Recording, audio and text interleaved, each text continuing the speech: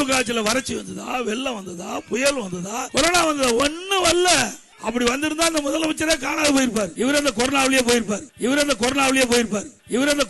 போயிருப்பார். நான் கேட்கிறேன் எடப்பாடி பழனிசாமியை பார்த்து, மக்கள் தேர்ந்தெடுக்கலன்னா கூட தமிழ்நாட்டுடைய முதலமைச்சரா இருந்திருக்கீங்க, மக்கள் தேர்ந்தெடுத்து எதிர்கட்சி தலைவரா இருந்திருக்கீங்க.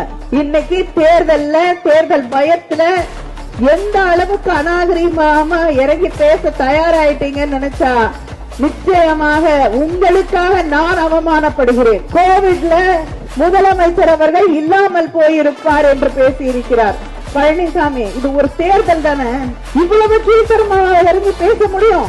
இது ஒரு தேர்தலுக்காக தமிழ்நாட்டுடைய முதலமைச்சரை, திராவிட முன்னேற்ற கழகத்தின் தலைவரை எப்படி இன்னொரு மனிதனை பார்த்து நீ இல்லாமல் போயிருப்பாய், கொரோனாவில் இல்லாம போயிருப்பான்னு சொல்லக்கூடிய அளவுக்கு கேவலமாக நீங்கள் இறங்கி விட்டீர்கள் என்று நினைத்து பார்க்கும் தமிழ்நாட்டு மக்கள் உங்களை தூக்கி எறியக்கூடிய நாள் நெருங்கிவிட்டது.